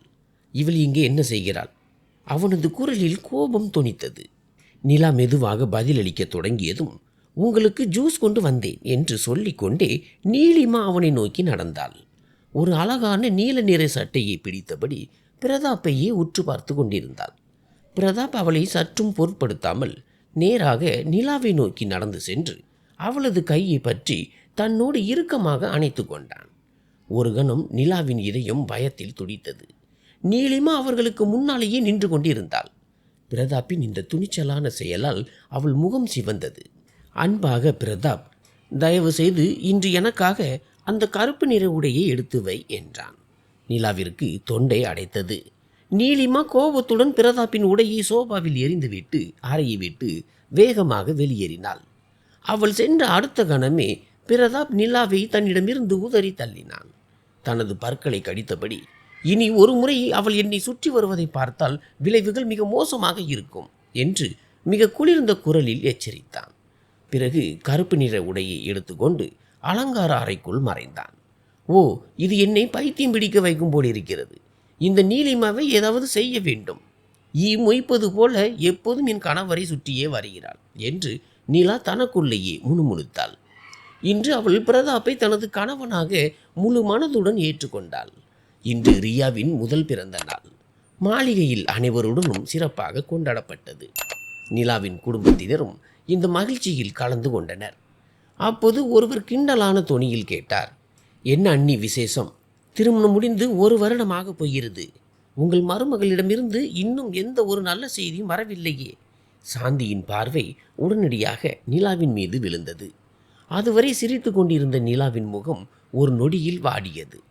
பிரதாப்புடன் ஒரு நட்பை வளர்ப்பதற்கு அவள் எவ்வளவோ கஷ்டப்பட வேண்டியிருந்தது. அப்படி இருக்கும்போது இவ்வளவு சீக்கிரம் எப்படி ஒரு நெருக்கமான உறவை ஏற்படுத்த முடியும்? அதுவும் பிரதாப்பின் சம்மதம் இல்லாமல். அவள் தலை குனிந்தபடி ரியாவை தடவி கொடுத்து, ரியா இன்னும் சிறியவள்தான், அதற்குள் என்ன அவசரம் என்றாள். சாந்தி புன்னகையுடன் பதிலளித்தார். ஆமாம், அவள் சிறியவள்தான். ஆனால் உங்கள் மூத்த மருமகள் எதிர்பார்த்ததை விட சீக்கிரமே கருவுற்றாள். ஆனால் இவளுக்கு இன்னும் அப்படி ஏதும் இல்லை. ஏதேனும் பிரச்சனையா? ஒரு மருத்துவ பரிசோதனை செய்து பாருங்கள் என்று அவர் ரகசியமாக சொல்ல முயன்றார். ஆனால் அங்கிருந்த அனைத்து பெண்களுக்கும் கேட்கும் அளவிற்கு அவரது குரல் சத்தமாக இருந்தது. அந்த வழியாக சென்று கொண்டிருந்த பிரதாப்பின் காதுகளிலும் அந்த வார்த்தைகள் விழுந்தன. அவனது இதழ்கள் கோபத்தில் துடித்தன. இதை பாருங்கள் அண்ணி என்று மற்றொரு பெண் சொன்னாள். உங்களுக்கு ரியா இருந்தால் உங்கள் மகள்தான் இந்த இவ்வளவு பெரிய மாளிகைக்கு வாரிசாக இருக்க வேண்டும். அவள் உங்கள் தந்தையின் பக்கமாக இருப்பாள், புரிகிறதா? அவளது வார்த்தைகள் கடுமையாக இருந்தாலும் அவை சாந்தி இதயத்தை தொட்டன. அவர் ஒரு கணம் வருத்தமடைந்தார். அவரது சோகத்தை பார்த்த பிரதாப் முன்வந்து, ஏன் இவ்வளவு கவலைப்படுகிறீர்கள் அம்மா? அடுத்த ஆண்டு இதே நாளில் இந்த வீட்டின் வாரிசின் வருகையை கொண்டாடுவீர்கள் என்றான். அறையில் அடிக்கடி அவனுடன் தர்க்கம் செய்யும் நிலா இப்போது இங்கே தலை குனிந்து மௌனமாக அனைத்தையும் கேட்டுக்கொண்டிருந்தது அவனுக்கு நிலாவின் மீது அதிக கோபத்தை ஏற்படுத்தியது. அவளுக்கு பேசுவதற்கு உரிமையே இல்லாதது போல் அவள் அமைதியாக இருந்தாள். பிரதாப்பின் இந்த வார்த்தைகளை கேட்டு அங்கிருந்த அனைவரும் திகைத்து போயினர். அனைவருக்கும் நடுவில் நின்று அவன் இவ்வளவு அச்சமின்றி பேசுவான் என்று யாரும் கற்பனை கூட செய்து பார்த்திருக்கவில்லை. ஆனால் அவனது வார்த்தைகள் சாந்தியின் இதயத்தை தொட்டன. அவர் லேசாக புன்னகைக்க பிரதாப் அவரை அணைத்து கொண்டு தனது கைகளுக்கு வர துடித்து கொண்டிருந்த 1 வயது மகள் ரியாவை பார்த்தான். பிரதாப் உடனடியாக முன்னே சென்று ரியாவை தூக்கி அணைத்து கொண்டான். ரியா மகிழ்ச்சியில் சிரித்தாள். அப்போது அவளது சிறிய இதழ்களில் இருந்து அந்த வார்த்தை வந்தது, அப்பா. இந்த முழுமையற்ற உடைந்த வார்த்தையை கேட்டதும் பிரதாப் உட்பட அனைவரும் ஆச்சரியமடைந்தனர். நிலா மகிழ்ச்சியில் திளைத்தபடி, மீண்டும் சொல் ரியா செல்லமே என்றாள். ரியா மீண்டும் சிரித்தாள். Wow wow. பிரதாப் ஆச்சரியத்துடன் நிலாவை பார்த்தான். அவன் அப்போதும் ரியாவிற்கு இதை சொல்லிக் கொடுக்க முயன்றதில்லை. ஆனால் இன்று அவனது மகள் பேசுகிறாள் என்றால் அந்த பெருமை முழுவதும் நிலாவையே சாரும். அவனது கண்களில் கண்ணீர் அரும்பியது. மாளிகையின் சூழல் அடுத்த கணமே மகிழ்ச்சியால் நிறைந்தது. பிரதாப்பும் நிலாவும் ஒன்றாக நிற்பதை பார்க்க அவ்வளவு அழகாக இருந்தது. அனைவரது பார்வையும் அவர்கள் மீதே நிலைத்திருந்தது. சாந்தியும் அவர்களை அன்போடு பார்த்தார். இனி ரியாவிற்கு ஒரு தம்பி அல்லது தங்கை விரைவில் வர வேண்டும் என்று வேண்டிக் கொள்ளுங்கள். சாந்தியின் இந்த மென்மையான வார்த்தைகள் நிலாவை வெட்கத்தில் ஆழ்த்தின. பிறந்த நாள் விழா முடிந்தது. கரிஷ்மாவும் நீலிமாவும் கிளம்பிவிட்டனர். நிலா ரியாவை பக்கத்தில் படுக்க வைத்து தூங்க வைத்து கொண்டிருந்தாள். ஆனால் இன்று பிரதாப் வேறு ஒரு முடிவில் இருந்தான். நிலாவிற்கு சேர வேண்டிய உரிமைகளை மறுப்பதன் மூலம் தான் அவளுக்கு அநீதி இழைத்து விட்டோம் என்பதை இன்று அவன் ஆழமாக உணர்ந்தான். அவளிடமிருந்து இவ்வளவு காலம் தூரம் விலகி இருந்ததற்காக அவன் வெட்கப்பட்டான். நிலாவை பற்றி அவன் குற்ற உணர்வு கொண்டான். வெண்பாவும் அவனும் இவ்வளவு காலம்தான் சேர்ந்து வாழ வேண்டும் என்பது விதியாக இருந்தது. அப்படி இருக்க அவள் இல்லாததற்காக நிலாவை அவன் ஏன் தண்டிக்க வேண்டும்? இந்த கேள்வி அவனை நிலைகுலைய வைத்தது. அவன் அறையில் அங்கும் இங்கும் நடந்து கொண்டே இருந்தான். நிலா இன்னும் ரியாவின் அறையிலேயே இருந்தாள். வழக்கமாக பிரதாப் ரியாவை தன்னுடன் தூங்க வைப்பான். நிலாவும் பிரதாப்பின் அறையிலேயே தூங்குவாள். ஆனால் அவர்களுக்குள் கணவன் மனைவி என்ற நெருக்கமான உறவு உருவானதே இல்லை. இன்று முதல் முறையாக தனது இல்லற கடமையை நிறைவேற்ற வேண்டும் என்று அவன் நினைத்தான். நிலாவிற்கு அவளுக்குரிய தகுதியை வழங்க வேண்டும் என்று முடிவு செய்தான். கடந்த 1 ஆண்டாக நிலா இந்த வீட்டில் மிகுந்த அமைதியுடனும் பொறுமையுடனும் வாழ்ந்து வந்தாள். ஒரு நாள் கூட அவளது வளர்ப்பு ரியாவை கைவிட்டதில்லை. சொல்ல போனால் ரியாவின் சொந்த தாயை விட நிலா அவளிடம் அதிக அன்பு காட்டினாள். பிரதாப் கூட பல முறை ரியாவிடம் கவனக்குறைவாக இருந்திருக்கிறான். ஆனால் நிலா தனது சோர்வு, வலி அல்லது மனநிலை எதையும் ரியாவுடனான உறவில் குறுக்கிட விட்டதில்லை. அவளால் தன்னை மறக்க முடிந்தது. ஆனால் ரியாவை அல்ல. ரியாவின் அறையை நோக்கி அவன் நடந்தபோது அவனது கால்கள் திடீரென நின்றன. ஒரு விசித்திரமான பயம் அவனை தொற்றிக் கொண்டது. நாளை அவனுக்கும் நிலாவிற்கும் ஒரு குழந்தை பிறந்தால் நிலா இன்று காட்டுவது போலவே ரியாவிடம் அன்பு காட்டுவாளா? இந்த எண்ணம் அவனுக்குள் ஒரு கலகத்தை உண்டாக்கியது. பழைய சுயநலம் மீண்டும் தலை தூக்கியது. நிலா ஒருவேளை ரியாவை புறக்கணிக்க தொடங்கலாம். அவளது அன்பு பிரிக்கப்படலாம். ரியா தனித்து விடப்படலாம். நிலா ஒரு குழந்தையை பெற்றெடுக்கும் போது அவளது இதயம் இயல்பாகவே தனது சொந்த குழந்தையின் பக்கம்தான் சாயும். இந்த எண்ணம் அவனை அமைதி இழக்க செய்தது. அவன் கிட்டத்தட்ட பீதியடைந்து பின்வாங்கினான். மீண்டும் ஒரு முறை அவன் தனது இதயத்தை பூட்டி கொண்டான். தனது பாதுகாப்பற்ற உணர்வுகளுக்கே அவன் கைதியானான். ஒருவேளை நாம் நம் வாழ்நாள் முழுவதும் இப்படியே இருந்து விடுவோம் போலிருக்கிறது என்று கனத்த இதயத்துடன் முணுமுணுத்தான். என்னை மன்னித்து விடு நிலா. ஆனால் நீ ரியாவிடம் காட்டும் அன்பு ஒருபோதும் குறைவதை நான் விரும்பவில்லை. இப்போது இல்லை என்றாலும் ஒரு நாள் நீ உனது வருங்கால குழந்தைக்கும் என் ரியாவிற்கும் இடையே வித்தியாசம் பார்ப்பாய். அதை என்னால் ஒருபோதும் பொறுத்து கொள்ள முடியாது. அவன் பெருமூச்சு விட்டான். மீண்டும் நிலாவின் உரிமைகளை பறிப்பதன் மூலம் தனது பாதுகாப்பற்ற உணர்விற்கும் சுயநலத்திற்கும் சான்றளித்துவிட்டு அங்கிருந்து சென்றான். நிலா ரியாவை தனது மடியில் வைத்து அன்போடு ஆட்டிக்கொண்டிருந்தாள். ரியா தனது சிறிய கால்களை எடுத்து வைத்து நடந்து அறையெங்கும் மகிழ்ச்சியை பரப்பினாள். அப்போது சாந்தி சொன்னார், நிலா, நீ ரியாவை உன் உயிரை விட மேலாக நேசிக்கிறாய். ஆனால் உன் வருங்கால குழந்தைகளை பற்றி நீ ஏன் சிந்திப்பதில்லை? நிலா புன்னகைத்து சொன்னாள், அத்தை, ரியா இருக்கும்போது எனக்கு வேறு குழந்தைகள் வேண்டாம். ரியா தான் எனக்கு எல்லாமே. நிலாவின் இந்த வார்த்தைகளை கேட்டதும் கதவருகே நின்றிருந்த பிரதாப் அப்படியே நின்றான். சாந்தி நிதானமாக விளக்கினார், கண்ணே, ரியாவிற்கும் ஒரு தம்பி அல்லது தங்கை இருப்பார்கள். நீயும் பிரதாப்பும் இன்னும் நெருக்கமாவீர்கள். இத்தனை மாதங்களாக இந்த மாளிகையில் நிலாவை அவர் கவனித்து வருகிறார். இந்த மாதங்களில் நிலாவின் முகத்தில் எந்த ஒரு பொலிவையோ அல்லது நம்பிக்கையோ அவர் பார்த்ததில்லை. எனவே அவர் பலவற்றை உணர்ந்திருந்தார். ஆனாலும் மௌனமாகவே இருந்தார். நிலா ரியாவை தூக்கியபடி மென்மையாக சொன்னாள், அத்தே, ரியா எங்களது குழந்தை. எனக்கு வேறு எந்த குழந்தையும் வேண்டாம். உண்மையை சொல்லப்போனால் என் இதயம் ரியாவின் அன்பால் இவ்வளவு நிறைந்திருக்கும் போது நான் ஏன் வேறொரு குழந்தையை விரும்ப வேண்டும்? அது எனது சொந்த குழந்தையாகவே இருந்தாலும் இந்த வீட்டில் ரியாவை தவிர வேறு யாரும் இருப்பதை நான் ஏன் விரும்பவில்லை என்று எனக்கே தெரியவில்லை. நீலாவின் கைகளை பற்றி கொண்டு சாந்தி மென்மையாக சொன்னார், மகளே, இது உனக்கு நீயே செய்து கொள்ளும் அநீதி. உன் விதி பிரதாப்புடன் இணைக்கப்பட்டுள்ளது. இதற்கென்று ஒரு காரணம் நிச்சயம் இருக்கும். ரியாவிற்கு ஒரு தம்பி அல்லது தங்கை வரும் நாளில் நீ ரியாவை இன்னும் அதிகமாய் நேசிப்பாய் என்பதையும் முன்பை விட அவளை இன்னும் சிறப்பாக கவனித்துக் கொள்வாய் என்பதையும் நான் அறிவேன். ஒருவரை பற்றி தெரிந்து கொள்ள வாழ்நாள் முழுவதும் தேவையில்லை, ஒரு நொடியே போதுமானது. அவர் நிலாவின் கன்னத்தை மெல்ல தட்டிவிட்டு எழுந்து நின்றார். முதலில் நான் பிரதாப்பிடம் இதை பற்றி பேசலாம் என்று நினைத்தேன். பிறகு உன்னிடம் பேசலாம் என்று தோன்றியது. ஆனால் உன் வார்த்தைகளில் இருந்து ஒன்று மட்டும் தெரிகிறது. பிரதாப் உன்னிடம் நெருங்கி வராத போது நீயும் எந்த ஒரு முயற்சியும் எடுக்கவில்லை. அப்படி இல்லை என்றால் இவ்வளவு அழகான மனைவியை பெற்ற எந்த ஒரு ஆணும் தனது குடும்ப பெண்ணிடமிருந்து இவ்வளவு தூரம் விலகி இருப்பது என்பது இயலாத காரியம். தவறு அவன் மீது மட்டுமல்ல, உன் மீதும் இருக்கிறது. சாந்தியின் கடுமையான ஆனால் உண்மையான வார்த்தைகளை கேட்ட நிலாவின் கண்கள் கண்ணீரால் நிறைந்தன. அவள் தலை குனிந்து நின்றாள். தன் மகன் பிரதாப் எந்த அளவிற்கு பாதுகாப்பற்ற உணர்வுடன் இருக்கிறார் என்பதை அவளால் எப்படி சொல்ல முடியும்? அவன் அதை வெளிப்படையாக கூறவில்லை என்றாலும் அவனது ஒவ்வொரு செயலும் அதை உரக்க சொன்னது.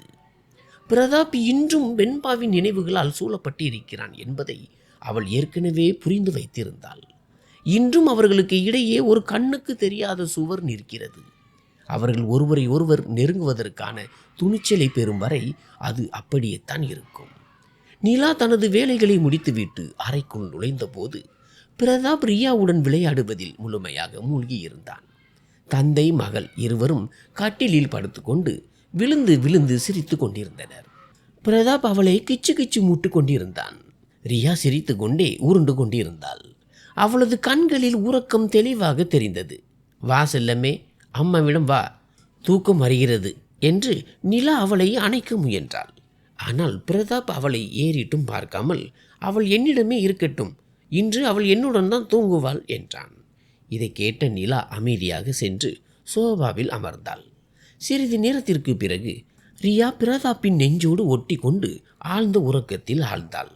களைப்படைந்திருந்த நிலாவும் சோபாவிலேயே சிறு தூக்கம் போட்டாள். இன்று அவள் மிகவும் சோர்வாக காணப்பட்டாள். பிரதாப் மெதுவாக ரியாவை தூக்கி கொண்டு அவளது அறைக்கு சென்றான். அவளை கட்டிலில் படுக்க வைத்துவிட்டு அருகில் பேபி மானிட்டரை வைத்துவிட்டு திரும்பினான். இன்று அவனது நோக்கம் தெளிவாக இருந்தது. தனது மனதிற்கு பட்டதை செய்ய அவன் துணிந்திருந்தான். எது எப்படியானாலும் சரி என்று முடிவு செய்து அவன் லேசாக குனிந்து நிலாவை தூக்கினான். திடீரென்று தூக்கப்பட்டதால் நிலா திடுக்கிட்டு விழித்தாள். தான் காற்றில் மிதப்பது போல அவள் உணர்ந்தாள். பிரதாப் இன்று முற்றிலும் வேறு ஒரு மனநிலையில் இருந்தான். என்ன செய்கிறீர்கள்? நிலா சற்று பதற்றமாக உணர்ந்தாள். இதில் பதட்டப்பட என்ன இருக்கிறது என்று கேட்டான். நீங்கள் எப்படி என்னிடம் இவ்வளவு நெருக்கமாக வரலாம் என்று நிலா தயக்கத்துடன் கேட்டாள். எனக்கு தெரியும், நான் 100 பொய்கள் சொன்னாலும் உனக்கும் எனக்குமான உண்மை மாறப்போவதில்லை. ஒரு நாள் இந்த இடைவெளிகளை நாம் முடிவுக்கு கொண்டு வரத்தான் வேண்டும். உன்னால் வேறு எந்த குழந்தைக்கும் அந்த அன்பை கொடுக்க முடியாது என்று சொன்னாய். ஆனால் நீ 10 குழந்தைகளுக்கு சமமான அன்பை தருவாய் என்று எனக்கு தெரியும் என்று பிரதாப் அவளை மென்மையாக பார்த்து கூறினான். 10 குழந்தைகளா? நிலா அதிர்ச்சியில் மூச்சு விட்டாள். பிரதாப், என்னால் 10 குழந்தைகளை பெற்றுக்கொள்ள முடியாது. பிரதாப் தனது சிரிப்பை மிகுந்த சிரமத்துடன் அடக்கி கொண்டான். என்னை பார், நான் என்ன சொன்னேன்? ஒரே நேரத்தில் 10 குழந்தைகளை பெற்றுக்கொள் என்றா? 10 குழந்தைகளை தனியாக வளர்க்க வேண்டியது உன் பொறுப்பு மட்டுமல்ல, எனக்கும் அதில் பங்கு உண்டு என்றான். அவனது இந்த விளையாட்டுத்தனம் நிலாவை இன்னும் பதட்டமடைய செய்தது. நிலா இந்த வீட்டிற்கு வந்து 1.5 ஆண்டுகள் ஆகிவிட்டன. இப்போது அவளுக்கு ஒன்று நன்றாக தெரியும். பிரதாப் எதை சொன்னாலும் அதை செய்து முடிப்பான். அவன் 10 குழந்தைகள் என்று விளையாட்டாக சொன்னாலும் பிரதாப்பின் பேச்சு நிலாவை பயமுறுத்த போதுமானதாக இருந்தது. ஒரே ஒரு குழந்தையை பெற்றுக்கொள், நான் அட்ஜஸ்ட் செய்து கொள்கிறேன் என்று பிரதாப் சிரித்து கொண்டே சொன்னான். நீங்களா? நீங்கள் உண்மையிலேயே என்னை நம்புகிறீர்களா என்று நிலா தன் இதயத்தில் இருந்த எண்ணத்தை உதட்டிற்கு தள்ளினாள். நான் உன்னிடம் வருகிறேன் நிலா, இதற்கு என்ன அர்த்தம் என்பதை நீயே உணர்ந்து கொள். நிலாவின் எஞ்சிய வார்த்தைகள் அவள் உதடுகளிலேயே உறைந்தன. இத்தனை மாதங்களாக இருந்த இடைவெளி ஒரு கணத்தில் கரைந்து போனது போல் இருந்தது. இன்று அவன் தன்னை தடுத்து கொள்ள முயலவில்லை. நிலாவிற்கும் அவனை எதிர்க்கும் துணிச்சல் இல்லை. இன்று அவன் முழுமையாக அவளுடையவனானான். அவன் கட்டிலின் தலைப்பகுதியில் அமர்ந்திருந்தான். நிலாவை தன் அருகில் இழுத்து அமர வைத்தான். நிலாவின் கண்கள் பாதி மூடியிருந்தன. அவளது நிலையை பார்த்த பிரதாப் சற்று கவலைப்பட்டான். அவள் எந்த பதிலையும் சொல்லவில்லை. அவன் அவளை இறுக்கமாக அணைத்து ஆறுதல் படுத்த தொடங்கினான். தனக்குள்ளேயே தன்னை திட்டிக் கொண்டான். என்னை மன்னித்து விடு தோழி என்று அவன் அவளது காதருகே மென்மையாக சொன்னான். ஏன் மன்னிப்பு கேட்கிறீர்கள் பிரதாப்? நான் நலமாகத்தான் இருக்கிறேன் என்று நிலா அவனது தோளில் முகம் புதைத்து ரகசியமாக கூறினாள். இது பிரதாப்பின் முகத்தில் ஒரு மெல்லிய புன்னகையை கொண்டு வந்தது. உண்மையிலேயே நீ நன்றாக இருக்கிறாயா என்று அவன் அவளை அன்புடன் பார்த்து கேட்டான்.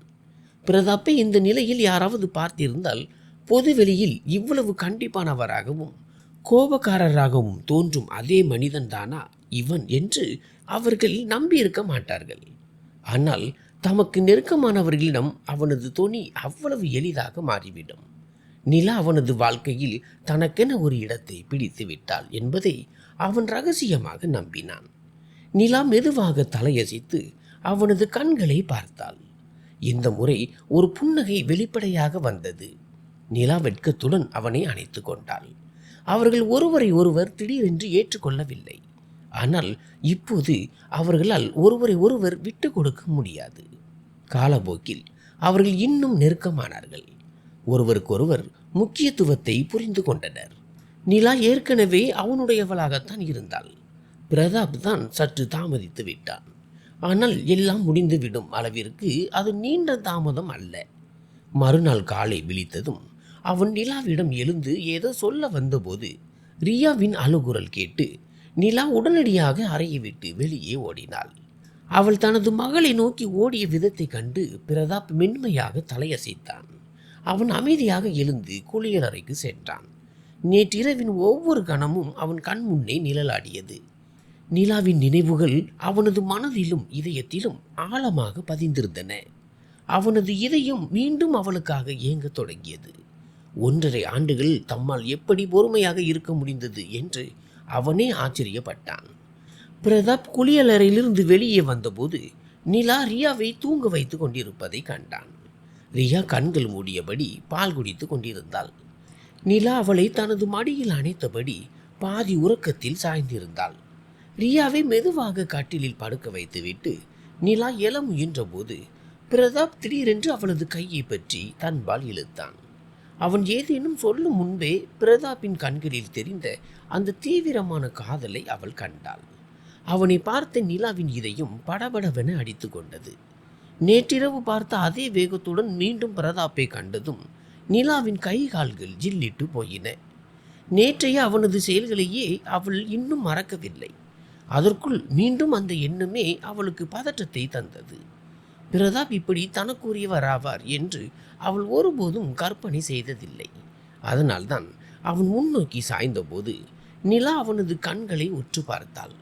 அவளது இதயம் அவன் மீது கொண்டிருந்த காதலை அவளால் புறக்கணிக்க முடியவில்லை. அனைத்தும் ஒரு கனவு போலவே இருந்தது. பிரதாப்பால் தனது சகோதரி வெண்பாவின் நினைவுகளில் இருந்து ஒருபோதும் வெளிவர முடியாது என்றும் யாரையும் தனக்கு நெருக்கமாக அனுமதிக்க மாட்டார் என்றும் அவள் நினைத்திருந்தாள். ஆனால் அவன் நிலாவின் எண்ணம் தவறு என நிரூபித்து விட்டான். அவர்கள் முழு மனதுடன் ஒருவரை ஒருவர் ஏற்றுக்கொண்டனர். அவர்கள் ஒருவருக்கொருவர் உரிய உரிமையை வழங்கினர். மேலும் தங்கள் உறவை எல்லா வழிகளிலும் ஏற்றுக்கொண்டதால் மன அமைதி அடைந்தனர். அத்தை, இன்று கடைவீதிக்கு செல்ல வேண்டாம், நாம் வேறொரு நாள் போவோம், சரியா என்று நிலா சாந்தியிடம் சொன்னாள். ஆனால் நிலா கேட்ட அடுத்த கணம், என்ன ஆச்சு நிலா, உடம்பு ஏதும் சரியில்லையா என்று சாந்தி கேட்டார். நிலாவின் முகம் திடீரென்று வெளுத்து போனது. அவள் பதற்றமடைந்தாள். தெரியவில்லை அத்தை, மனது ஒரு மாதிரி கவலையாக இருக்கிறது என்று சொல்லிவிட்டு அவள் அறைக்கு ஓடினாள். குளியலறைக்கு சென்றதும் அவளுக்கு கடுமையான வாந்தி ஏற்பட்டது. அவள் மிகவும் சோர்வடைந்தாள். நிலாவிற்கு என்ன ஆச்சு, அவள் எங்கே என்ற பிரதாப்பின் குரல் சாந்தியை திடுக்கிட வைத்தது. ரியா தனது பாட்டியின் மடியில் இருந்தாள். அவர் உடனடியாக சொன்னார், மகனே, அவளுக்கு திடீரென்று உடல்நிலை சரியில்லாமல் போய்விட்டது, தன் அறைக்கு சென்றிருக்கிறாள். இதை கேட்ட பிரதாப் மறு சிந்தனையின்றி அறைக்கு விரைந்தான். நிலா வாஷ்பேசின் அருகில் குனிந்தபடி ஆழமாக மூச்சு விட்டு கொண்டிருந்தாள். அவள் முகத்தை கழுவி கொண்டாள். நிலா, நீ நலமாக இருக்கிறாயா என்று கேட்டபடி அவன் அவளை அணைத்து கொண்டான். நிலாவும் நிம்மதியடைந்து தனது தலையை அவனது நெஞ்சில் சாய்த்து கொண்டாள். உன் உடல் அப்படியே ஜில்லிட்டு போய் இருக்கிறது என்று பதற்றத்துடன் கூறிய அவன் அவளை தூக்கி சென்று படுக்கையில் கிடத்தினான். நான் மருத்துவரை அழைக்கிறேன் என்று கூறிவிட்டு அவர்களது குடும்ப நண்பரான டாக்டர் நிதியை உடனடியாக அழைத்தான். நான் நலமாக இருக்கிறேனா என்று நிலா கவலையுடன் கேட்க அவன் அவள் அருகில் அமர்ந்தான். நிலா கண்களை மூடிக்கொண்டு அவன் மீது சாய்ந்து கொண்டாள். சற்று நேரத்தில் மருத்துவர் அவளை பரிசோதித்துவிட்டு அந்த நல்ல செய்தியை சொன்னார். அதை கேட்டதும் சாந்தியின் மகிழ்ச்சிக்கு எல்லையே இல்லை. அந்த நற்செய்தியை கேட்டதும் அவர் கால்கள் தரையில் பாய்வது போன்ற உணர்வை பெற்றார். அத்தகைய மாபெரும் மகிழ்ச்சியை அவரால் கட்டுப்படுத்தவே முடியவில்லை. ஒரு கணம் பிரதாப்பின் இதயத்தில் ஒரு சிறிய பயமும் பெருமையும் கலந்தே எழுந்தன. அவன் மிகவும் மகிழ்ச்சி அடைந்தாலும் ரியாவை பற்றி அவனுக்குள் ஒரு மெல்லிய சங்கடம் இருந்தது. உங்களுக்கு மகிழ்ச்சி இல்லையா பிரதாப் என்று நிலா மென்மையாக கேட்டாள். ஏன் அப்படி நினைக்கிறாய் என்று அவன் ஒரு சிறு புன்னகையுடன் பதிலளித்தான். நிலா மெதுவாக சொன்னாள், நான் உங்களிடம் ஒன்று சொல்ல விரும்புகிறேன். ரியாவை பற்றி என்னிடம் ஒருபோதும் பாதுகாப்பற்ற உணர்வு கொள்ளாதீர்கள். ரியாவின் இடத்தை யாராலும் பிடிக்க முடியாது. அவன் ஒரு வார்த்தை கூட சொல்லாமலேயே அவனது எண்ணங்களை அவள் புரிந்து கொண்டாள். அப்போது திடீரென்று ரியா தனது தலையை அவளது தோளில் பலமாக முட்டினாள். பிரதாப் உடனடியாக ரியாவை தன் கைகளில் எடுத்து கொண்டான். கவனமாக இரு நிலா, எந்த ஒரு அலட்சியத்தையும் நான் பொறுத்து கொள்ள மாட்டேன் என்று பிரதாப் பதட்டத்துடன் கூறினான். ரியாவை அன்போடு அணைத்தபடி, நீ ரியாவிற்கு எவ்வளவு உயர்ந்த இடத்தை கொடுக்க வேண்டுமானாலும் கொடு, ஆனால் என் பார்வையில் என் குழந்தைகள் அனைவரும் சமமானவர்களே என்றான். அவனது அந்த அன்பான மற்றும் பொறுப்பான குரல் நிலாவின் கண்களில் கண்ணீரை வரவழைத்தது. இனிமேல் ரியாவுடன் தூங்கும்போது கவனமாக இரு, புரிகிறதா என்று அவன் எச்சரித்தான். பிரதாப், என்னால் ரியா இல்லாமல் வாழ முடியாது என்று நிலா கூறினாள். இப்போதே தான் பல விதிகளுக்கு கட்டுப்படுவதைப் போலவும் ரியாவிடமிருந்து ஒரு சிறிய இடைவெளியை கூட தன்னால் தாங்க முடியாது என்பதையும் அவள் உணர்ந்தாள். சில நாட்களுக்கு மட்டும் கவனமாக இரு, அலட்சியமாக இருக்காதே நிலா. நான் ஏற்கனவே உன்னிடம் சொல்லிவிட்டேன், ரியா ஒரு குழந்தை. நீ எப்படி கற்பிக்கிறாயோ அப்படி அவள் பழகி கொள்வாள். நீ புத்திசாலி பெண், எனவே எந்த தவறும் செய்து விடாதே. அவன் ரியாவை தனது நெஞ்சோடு அணைத்து நிலாவிற்கு விளக்கினான். அவனது அந்த ஆழமான அன்பையும் அக்கறையையும் கண்டு நிலா தானாகவே புன்னகைத்தாள். சில மாதங்களுக்கு பிறகு நிலா தனது கர்ப்ப காலத்தின் இறுதி மாதத்தில் இருந்தாள். இது அவளுக்கு ஒரு கடினமான காலமாக இருந்தது. அவளது மனநிலை அடிக்கடி மாறிக்கொண்டிருந்தது. அவள் ஒரு புதிய உயிரை பெற்றெடுக்கும் அந்த முக்கியமான கட்டத்தில் இருந்தாள். பிரதாப் ஒவ்வொரு கணமும் அவளுடனேயே இருந்தான். அவன் ரியாவை பார்த்து கொண்டதுடன் அவளை முழுமையாக சாந்தியின் கட்டுப்பாட்டில் விட்டுவிடாமல் கவனித்து கொண்டான். ரியா அமர்வது முதல் உறங்குவது வரை அனைத்தும் நிலாவிடமே இருக்க வேண்டும் என்பது அவனுக்கு பழக்கமாகிவிட்டது. இப்போதும் அவள் நிலா அருகிலேயே அமர்ந்திருந்தாள். நிலா மூச்சு விடுவதற்கே சிரமப்பட்டு கொண்டிருந்தாள். ஆனால் ரியாவோ அவளது முதுகை கிள்ளியபடி மீண்டும் மீண்டும் சிரித்து கொண்டிருந்தாள். கட்டிலின் தலைப்பகுதியில் சாய்ந்து அமர்ந்திருந்த நிலா தன் மகளின் குறும்புதனத்தை பார்த்து புன்னகைத்து கொண்டிருந்தாள். அப்போது திடீரென்று ரியா பின்வாங்கி தனது காலால் நிலாவின் வயிற்றில் பலமாக உதைத்தாள். குளியலறையிலிருந்து வெளியே வந்த பிரதாப் இதை பார்த்துவிட்டு கோபத்துடன் அவளை நோக்கி விரைந்தான். நிலா வலியால் துடித்தாலும் ரியாவை தள்ளிவிடவில்லை. அவளது முகம் ஒரு கணம் சிவந்தது. பிரதாப் உடனடியாக முன்னே வந்து நிலாவை தூக்கி கொண்டு வெளியே ஓடினான். பின்னால் ரியா அழுது கொண்டே நின்றாள். அம்மா, ரியாவை பாருங்கள், நான் நிலாவை மருத்துவமனைக்கு அழைத்து செல்கிறேன் என்று கத்தியபடி பிரதாப் ஓடுவதை கண்ட சாந்தி ரியா அழுது கொண்டு இருந்த அறைக்கு விரைந்தார். தன் பெற்றோர் தன்னை கவனிக்கவில்லை என்ற ஆதங்கத்தில் ரியா வாய்விட்டு அலறி அழுது கொண்டிருந்தாள். மருத்துவமனைக்கு சென்றதும் நிலா உடனடியாக தீவிர சிகிச்சை பிரிவிற்கு மாற்றப்பட்டாள். என் மனைவியை விரைவாக பாருங்கள் என்று பதறிய பிரதாப்பிடம், நிதானமாக இருங்கள், இந்த ஃபார்மை நிரப்புங்கள், எல்லாம் சரியாகிவிடும் என்று கூறிவிட்டு மருத்துவர் அறுவை சிகிச்சை அறைக்குள் சென்றார். பிரதாப் வெளியே பதற்றத்துடன் அங்கும் இங்கும் நடந்து கொண்டிருந்தான். வாழ்த்துக்கள், உங்களுக்கு மகன் பிறந்திருக்கிறான் என்று கூறி மருத்துவர் குழந்தையை அவனிடம் நீட்டினார். நிலா எப்படி இருக்கிறாள் என்று அவன் கேட்க, கவலைப்படாதீர்கள், அவளும் நலமாக இருக்கிறாள் என்றார் மருத்துவர். பிரதாப்பின் கண்களில் ஆனந்த கண்ணீர் வழிந்தது. நிலாவிற்கு நினைவு திரும்பியதும் அவள் ரியாவை பற்றியே கேட்டுக்கொண்டிருந்தாள். பிரதாப் தன்னை தூக்கி கொண்டு மருத்துவமனைக்கு வந்ததும் அப்போது ரியா எவ்வளவு அழுது கொண்டிருப்பாள் என்பதும் அவளுக்கு நினைவிருந்தது. இப்போது அவளுக்கு தன் மகனை விட தன் மகள் ரியா தான் அதிகமாக தேவைப்பட்டாள். சாந்தி தொலைபேசியில் அவளுக்கு ஆறுதல் கூறினார். மாளிகையில் ரியாவிற்கு அருகே யாரையும் அவர் அனுமதிக்கவில்லை. ரியா உறங்குவதை பார்த்து நிலா மென்மையாக புன்னகைத்தாள். பிரதாப், குழந்தை அழுதால் என்னிடம் கொண்டு வாருங்கள் என்று சொல்ல, சாந்தி அன்புடன், அவளை பற்றி கவலைப்படாதே, என் பேத்தியை நான் பார்த்து கொள்கிறேன், நீ நிலாவை கவனித்துக்கொள் என்றார். பிரதாப் தலையசைத்தான். பிரதாப் தனது மகனை நிலாவிடம் கொண்டு வந்தான். நிலா அவனை கட்டி அணைத்து கொண்டாள். அந்த மகன் அச்சு அசல் நிலாவை போலவே இருந்தான். என்ன ஆச்சு என்று பிரதாப் கேட்க, தையல் போட்ட இடத்தில் ஏற்பட்ட வலி அவளது தலை வரை பரவுவதை நிலா உணர்ந்தாள். மருத்துவரை அழைக்கவா என்று அவன் பதற, வேண்டாம், இது இப்படித்தான் இருக்கும், இப்போது என் மகனை என்னிடம் கொடுங்கள் என்று கூறி நிலா தன் மகனை அன்போடு அணைத்து கொண்டாள். காலம் மாறிக்கொண்டிருந்தது. அவர்கள் தங்கள் மகனுக்கு ரஞ்சித் என்று பெயரிட்டனர். மகனின் வருகையால் அந்த மாளிகையே அதிக பொலிவு பெற்றது.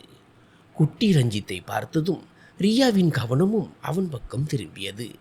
ரியா இப்போது நிலா மற்றும் பிரதாப்பை விட தனது தம்பியின் மீதே அதிக அக்கறை காட்டினாள். சில நேரங்களில் அவனை சீண்டுவதும் சில நேரங்களில் அன்பு காட்டுவதுமாக எல்லாம் சுமூகமாக அமைந்தது. ஆனால் ஒரு விஷயம் மாறிவிடுமோ என்று ரியா பயந்தாள். ஆனால் அது மாறவில்லை. அது ரியா மீது நிலா வைத்திருந்த அளவற்ற அன்பு. என்ன எண்ணிக்கொண்டிருக்கிறாய் என்று பிரதாப் அவளிடம் கேட்டான். நிலா விரல் விட்டு எண்ணிக்கொண்டிருந்தாள். இதே வேகத்தில் சென்றால் இன்னும் சில ஆண்டுகளில் நமக்கு 10 குழந்தைகள் பிறந்துவிடும் என்று நினைக்கிறேன் என்று அவன் அவ்வளவு தீவிரமாக சொல்ல நிலா ஆச்சரியத்தில் கண்களை விரித்தாள். பிரதாப் சத்தமாக சிரித்து அவளை அணைத்து கொண்டான். 1 வருடம் கழித்து ரஞ்சித்தின் பிறந்த நாள் விழா மாளிகையில் மிக விமர்சையாக நடந்தது. முன்பு ரியாவின் விழாவில் நிலாவை ஏளனம் செய்த அதே அத்தையும் வந்திருந்தார்.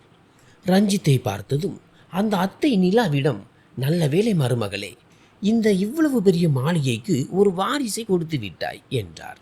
இதை கேட்ட நிலா அவருக்கு தகுந்த பதிலடி கொடுக்க தீர்மானித்தாள். நிலா உடனடியாக சத்தமாக சொன்னாள், அத்தை, எங்கள் பார்வையில் 2 குழந்தைகளும் சமமானவர்களே. இருவருமே இந்த மாளிகையின் வாரிசுகள்தான். ஏனெனில் இருவருமே எங்கள் பிள்ளைகள். ரஞ்சித் இந்த மாளிகையின் விளக்கு என்றால் ரியா அதன் ஒளி. நிலா கடந்த முறையைப் போல மௌனமாக இருக்காமல் துணிச்சலாக பதிலளித்ததை கண்டு பிரதாப் ரகசியமாக பெருமிதம் கொண்டான். பிரதாப் சொன்னான், நிலா சொல்வது முற்றிலும் சரி. நான் என் மகன் மற்றும் மகள் இருவரையும் சமமாகவே நடத்துகிறேன். எனது முன்னோர்களின் சொத்துக்களில் இருவருக்கும் சமமான உரிமை உண்டு. நான் பிரதாப் இன்று முதல் ஒரு விதியை உருவாக்குகிறேன். இந்த மாளிகையில் பிறக்கும் ஒவ்வொரு குழந்தைக்கும் முன்னோர்களின் சொத்தில் உரிமை உண்டு. அது ஆணாக இருந்தாலும் சரி, பெண்ணாக இருந்தாலும் சரி, இருவருமே இந்த மாளிகையின் வாரிசுகள்.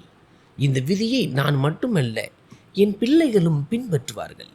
பிரதாப் மற்றும் நிலாவின் இந்த வார்த்தைகளை கேட்டு அங்கிருந்தவர்கள் கைதட்டி வரவேற்றனர். பாகுபாடு இல்லாத அந்த மனிதர்களுக்கு அது மகிழ்ச்சியை தந்தது. கிண்டல் செய்த அந்த அத்தை தலைகுனிந்து நின்றார். சாந்தி, என் மகனையும் மருமகளையும் நினைத்து நான் பெருமைப்படுகிறேன் என்றார். மாளிகை மீண்டும் ஒரு முறை மகிழ்ச்சியால் பொலிவுற்றது. பிரதாப் மற்றும் நிலாவின் இனிய வாழ்க்கை தொடர்ந்தது. இந்த கதை உங்களுக்கு எப்படி இருந்தது? உங்கள் கருத்துக்களை கமெண்ட் பிரிவில் பகிருங்கள். நன்றி.